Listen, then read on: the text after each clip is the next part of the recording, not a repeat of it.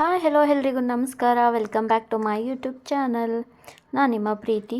ಎಲ್ಲರೂ ಹೇಗಿದ್ದೀರಾ? ಎಲ್ಲರೂ ಚೆನ್ನಾಗಿದ್ದೀರಾ ಅಂತ ಭಾವಿಸ್ತೇನೆ. ಈ ವಿಡಿಯೋ ಬಂದು ನೈಟು ನಮ್ಮ ಊರಲ್ಲಿ ಹಬ್ಬ ಇತ್ತಲ್ಲ, ಅವಾಗ ಮಾಡಿರೋ ವಿಡಿಯೋ.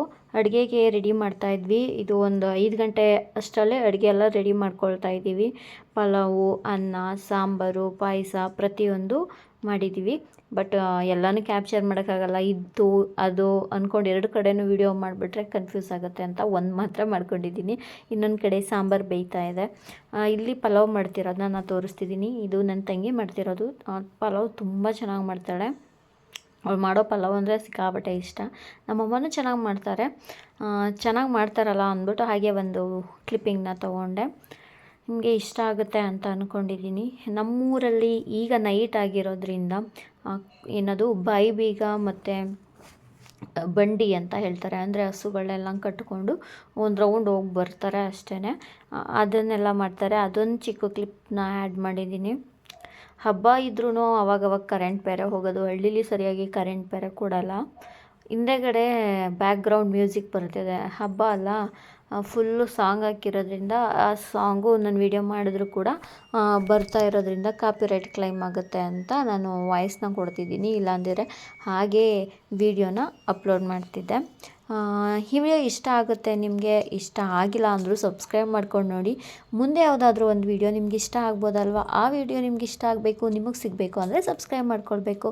ಹಾಗಾಗಿ ಸಬ್ಸ್ಕ್ರೈಬ್ ಮಾಡ್ಕೊಳ್ಳಿ. ಈ ವಿಡಿಯೋ ಇಷ್ಟ ಆಗಿಲ್ಲ ಅಂದರೂ ಪರವಾಗಿಲ್ಲ, ನೆಕ್ಸ್ಟ್ ವಿಡಿಯೋ ಇಷ್ಟ ಆಗುತ್ತೆ ನೋಡೋರಂತೆ.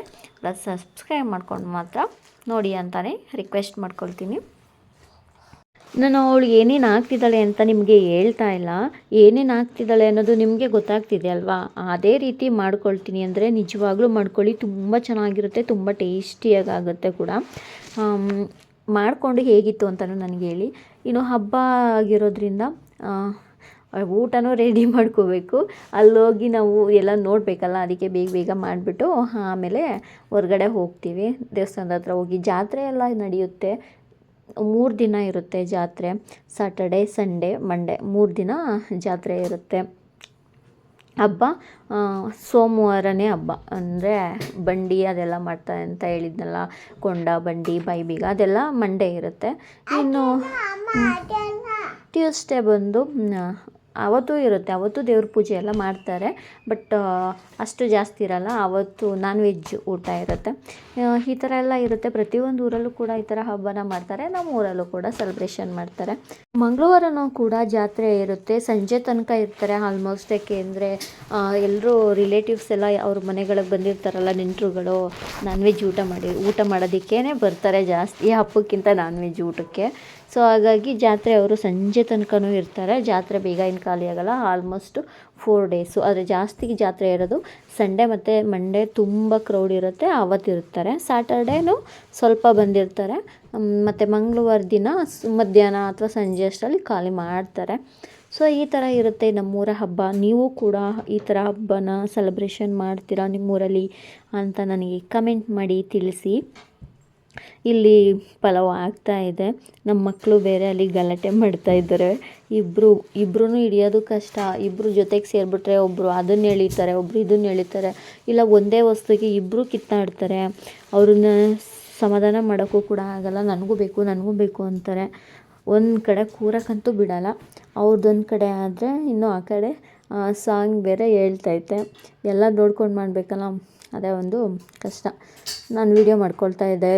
ಇದು ಬೇರೆ ತೊಗೊಂಡೋಗಿರಲಿಲ್ಲ ನಾನು. ಟ್ರೈಪಾಡ್ ಏನು ತೊಗೊಂಡೋಗಲ್ಲ. ಊರಿಗೆ ಹೋದರೆ ನನಗೆ ಅಲ್ಲಿ ವೀಡಿಯೋ ಮಾಡ್ಕೊಳಕ್ಕೆ ಮಕ್ಕಳು ಬಿಡಲ್ಲ. ಇಬ್ಬರೂ ಹಿಡಿಯೋದೇ ಆಗುತ್ತಲ್ಲ, ಅದಕ್ಕೆ ನಾನು ಜಾಸ್ತಿ ವೀಡಿಯೋ ಮಾಡಲ್ಲ.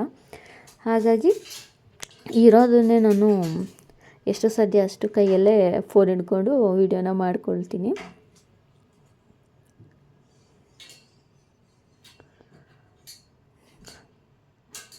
ಸ್ವಲ್ಪ ಮಸಾಲೆನೂ ಕೂಡ ರುಬ್ಬಿಟ್ಕೊಳ್ಳಿ. ಬೇರೆ ಏನಿಲ್ಲ, ಪುದೀನ, ಕೊತ್ತಂಬರಿ, ಶುಂಠಿ, ಬೆಳ್ಳುಳ್ಳಿ ಎಲ್ಲ, ಮೆಣಸಿನ್ಕಾಯಿ, ಹಸಿರು ಮೆಣಸಿನ್ಕಾಯಿ ಬರುತ್ತಲ್ಲ ಅದು, ಇದೆಲ್ಲನ ಹಾಕ್ಕೊಂಡು ರುಬ್ಬಿಟ್ಕೊಳ್ಳಿ. ಸೊ ಅದನ್ನು ಇದೆಲ್ಲ ಆದಮೇಲೆ ಅವಳು ಹಾಕ್ಕೊಳ್ತಿರೋದು. ನಾನು ಅದನ್ನು ವೀಡಿಯೋನೇ ಮಾಡ್ಕೊಂಡಿಲ್ಲ. ಇಲ್ಲ ಮಾಡ್ಕೊಂಡಿದ್ದೆ ಅನ್ಸೋದೆ, ಡಿಲೀಟ್ ಆಗಿರಬಹುದು, ಮೇ ಬಿ ಗೊತ್ತಿಲ್ಲ. ಇಷ್ಟೆಲ್ಲ ಆದಮೇಲೆ ಈ ಥರ ಬೇಯಿಸ್ಕೊಂಡು ಅದಕ್ಕೆ ಅಕ್ಕಿ ಎಲ್ಲ ಹಾಕ್ಕೊಂಡು ಅಲ್ಲಿ ಸ್ವಲ್ಪ ನಿಮ್ಗೆ ಎಷ್ಟು ಬೇಕು ರುಚಿಗೆ ತಕ್ಕಷ್ಟು ಉಪ್ಪು ಟೇಸ್ಟ್ ಮಾಡ್ಕೊಂಡು ಹಾಕ್ಕೊಳ್ಳಿ. ನನಗಂತೂ ಟೇಸ್ಟ್ ಮಾಡೇ ನಾನು ಉಪ್ಪನ್ನ ಹಾಕೋದು, ಹಾಗೆ ಹಾಕಿದ್ರೆ ನನಗೆ ಗೊತ್ತಾಗಲ್ಲ. ಆದರೆ ನನ್ನ ತಂಗಿ ಹಂಗೆ ಹಾಕ್ತಾಳೆ, ಇಷ್ಟೇ ಸಾಕು ಉಪ್ಪು ಅಂತ ಕರೆಕ್ಟಾಗಿ ಹಾಕ್ತಾಳೆ. ಅವಳೇನು ಟೇಸ್ಟ್ ಏನು ಮಾಡಿ ನೋಡಲ್ಲ. ಇಷ್ಟೇ, ಪಲಾವ್ ಆಯಿತು. ಪಲಾವ್ ರೆಡಿ ಆದಮೇಲೆ ಹೇಗಿದೆ ಅಂತ ನಾನು ನಿಮಗೆ ಹೇಳ್ತೀನಿ. ನೀರು ಅಷ್ಟೇ, ನಾನು ಅಳತೆ ಮಾಡಿ ಹಾಕಿದ್ರೇ ನನಗೆ ನೀರು ಹಾಕೋಕ್ಕೆ ಬರೋದು, ಇಲ್ಲಾಂದರೆ ಬರಲ್ಲ. ಇವಳು ಅಳತೆ ಏನು ಮಾಡಲ್ಲ, ಅಕ್ಕಿ ಹಾಕ್ಕೊಂಡ್ಳು, ಈಗ ನೀರು ಎಷ್ಟು ಬೇಕು ಅಷ್ಟೇ ಹಾಕೊಂಡ್ಳು. ನಮ್ಮಮ್ಮನೂ ಅಷ್ಟೇ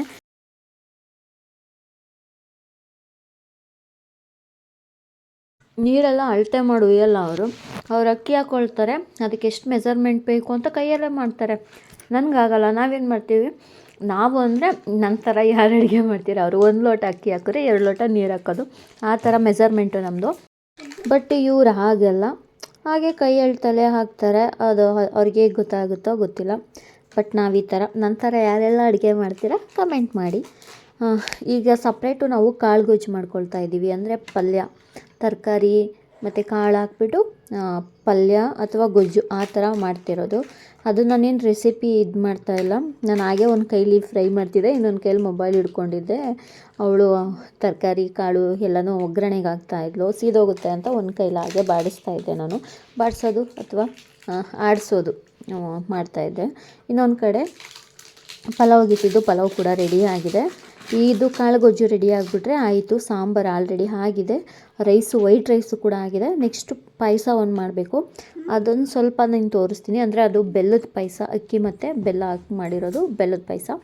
ಅದು ಚೆನ್ನಾಗಿರುತ್ತೆ. ಊರ ಕಡೆ ಮಾತ್ರ ಆ ಥರ ಮಾಡೋದು, ಇಲ್ಲೆಲ್ಲ ನಾವೇನು ಮಾಡ್ತೀವಿ ಆ ಥರ ಪಾಯಸ ಅಷ್ಟು ಮಾಡಲ್ಲ, ರೇರ್ ಮಾಡೋದು. ಚೆನ್ನಾಗಿರುತ್ತೆ.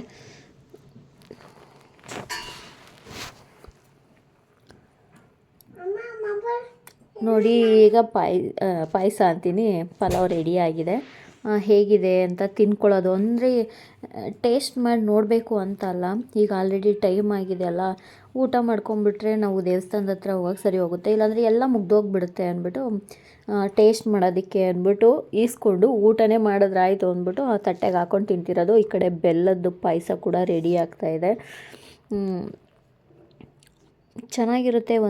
ಊರ ಕಡೆ ಎಲ್ಲ ಬೆಲ್ಲದ ಪಾಯಸನೇ ಮಾಡೋದು, ಯಾರ್ಯಾರು ಸಕ್ಕರೆ ಪಾಯಸ ಎಲ್ಲ ಮಾಡಲ್ಲ. ಈಗ ನಾವು ಅಡುಗೆ ಎಲ್ಲ ಮಾಡಿ ಊಟನೂ ಕೂಡ ಆಗಿ ರೆಡಿಯಾಗಿ ಬಂದು ಹೊರಗಡೆ ಕೂತಿದ್ದೀವಿ. ಅದೇ ಬಂಡಿ ಬರುತ್ತೆ ಅಂತ ಹೇಳಿದ್ವಲ್ಲ, ಅದಕ್ಕೋಸ್ಕರ. ನೋಡಿ, ನೀವು ನೋಡ್ತಾ ಇರ್ಬೋದು, ನಮ್ಮ ಮನೆ ಹತ್ರನೇ ಪೂಜಾರಿ ಇದ್ದಾರಲ್ಲ, ಅವ್ರ ಮನೆ ಹತ್ರ ಫಸ್ಟ್ ಬಂಡಿ ಕಟ್ತಾರೆ. ಅದು ಡಿಫ್ರೆಂಟ್ ಆಗೈತೆ, ಅದು ಬಂಡಿ ಮರದ್ದು ಪೂರ್ತಿ, ಎಲ್ಲ ಮರದ್ದೇನೆ. ಬಟ್ ಇದು ಇದೇ ಬೇರೆ ಬಂಡಿ, ದೇವ್ರ ಬಂಡಿ ಅಂತ ಹೇಳ್ತಾರೆ. ಇಲ್ಲಿ ಫಸ್ಟು ಕಟ್ತಾರೆ, ಆಮೇಲೆ ಬೇರೆ ಕಡೆ ಎಲ್ಲ ಬರ್ತವೆ ಒಂದು 3-4. ಅವನ್ನ ಕಟ್ಟಿ ಫಸ್ಟು ಇಲ್ಲಿಂದ ಪೂಜೆ ಮಾಡಿಕೊಂಡು ಆಮೇಲೆ ಹೊರಡೋದು. ನಾವು ಅದನ್ನು ನೋಡ್ಕೊಂಡು ಕೂತಿದ್ದೀವಿ.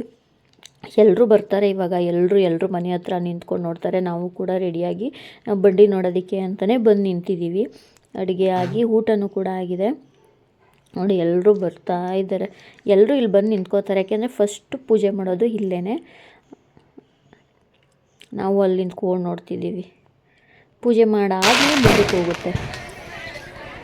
ಅದಾದಮೇಲೆ ದೇವಸ್ಥಾನದ ಹತ್ರ ಹೋದ್ವಿ.